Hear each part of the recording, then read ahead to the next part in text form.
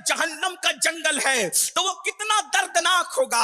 اور پھر میرے آقا فرماتے ہیں وادی غی میں ایک اور وادی ہے, اس وادی کو وادی حبحب کہتے ہیں. یہ وادی حبحب کیا ہے؟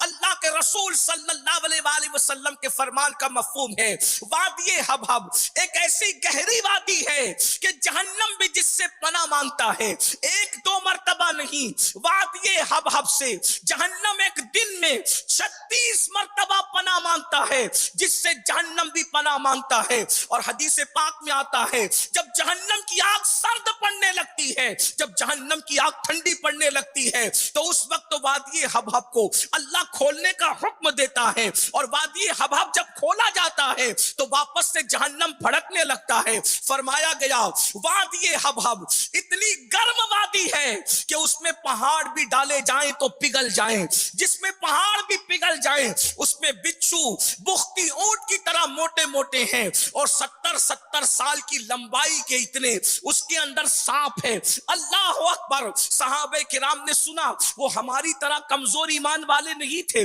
وہ مضبوط ایمان والے تھے, وہ اللہ کے رسول پر یقین رکھنے والے تھے. صحابہ نے سنا کہ جس سے جہنم بھی پناہ مانگے وہ وادی حبحب ہے, جس میں پہاڑ بھی پگھل جائیں وادی حبحب ہے, بختی اونٹوں کی طرح جس میں جو ہے وہ بچھو ہے وہ وادی حبحب ہے. تو صحابہ کرام نے عرض کیا یا رسول اللہ صلی اللہ تعالی علیہ وسلم, ہمارے ماں باپ آپ پہ قربان, اس وادی حبحب میں کس کو ڈالا جائے گا؟ تو اللہ کے سچے رسول صادق و مصدوق مصطفیٰ کریم رؤوف الرحیم صلی اللہ علیہ وآلہ وسلم ارشاد فرماتے ہیں 5 کم نصیب ہے جن کو وادی حبحب میں داخل کیا جائے گا, 5 کم نصیب ہے جن کو وادی حبحب میں ڈالا جائے گا.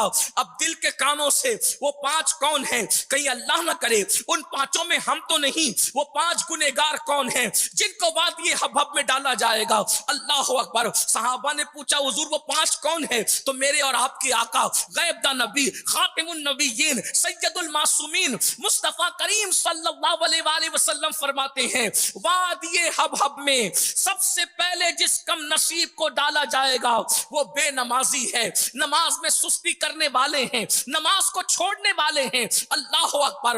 وہ وادی جس میں پہاڑ بھی پگھل جائیں, اس میں ہماری ہڈیوں کا کیا بنے گا, اس میں ہماری پسلیوں کا کیا بنے گا, اس میں ہماری چمڑیوں کا کیا بنے گا. اللہ اکبر. کانٹوں سے ڈرنے والوں, گرمی اور سردی کے موسم سے بے چین اور بے قرار ہونے والوں, ذرا بتاؤ تو صحیح وادی حبحب میں جلنا پڑے گا وہ بھی کتنا؟ امام اہل سنت سیدی اعلی حضرت میرے امام فتاوی رضویہ شریف میں لکھتے ہیں ایک وقت کی نماز چھوڑنے پر 1000 سال جلنا پڑے گا. 1-2 ہزار نہیں, 1000 سال ایک وقت کی نماز چھوڑنے پر, 1000 سال. اور امام نے اپنی طرف سے نہیں لکھا, حدیث کی روشنی میں لکھا, احادیث کا اتنے مجموعہ نچوڑ کر کے پیش کیا. مجھے بتاؤ 1000 سال کسے کہتے ہیں؟ 1 منٹ دنیا کی آنکھ پر انگلی رکھ کر کے دیکھو اور اندازہ لگاؤ.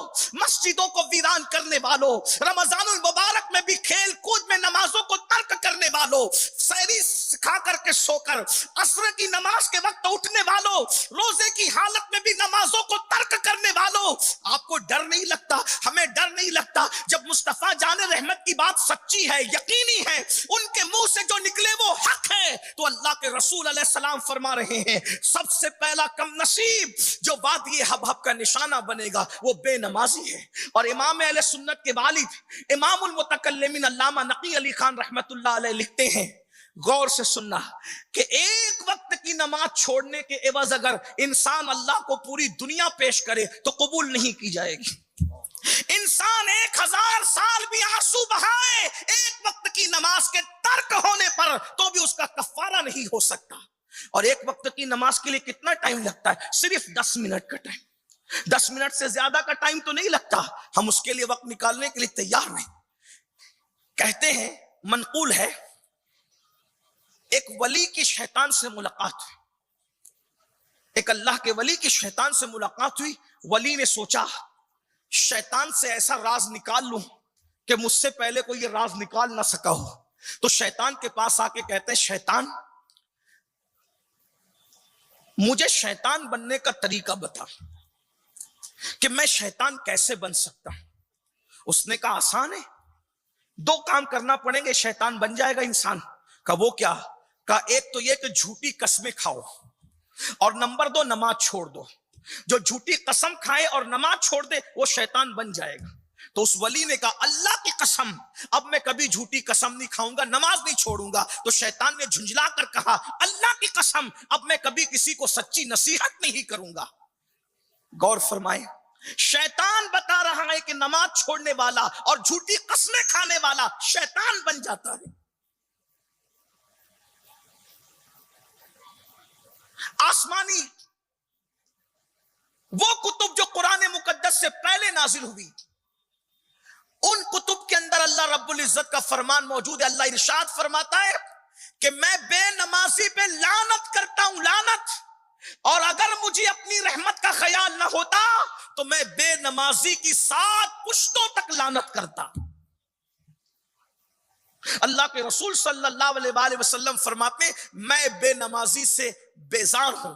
سارے فرشتے بیزار ہیں, سارے انبیاء بیزار ہیں. اور یہاں تک اللہ کے رسول علیہ السلام فرماتے ہیں بے نمازی کو زکوٰۃ مت دو. فقیہ ابو اللہ سمرقندی اپنی کتاب میں لکھتے ہیں اللہ کے رسول نے فرمایا بے نمازی کو زکوٰۃ مت دو, اس کی صحبت میں مت بیٹھو, اس کا اللہ اکبر, اور فرمایا اس کو سلام مت کرو, اس لیے کہ وہ جہاں بیٹھتا ہے لعنت اس پر نازل ہوتی.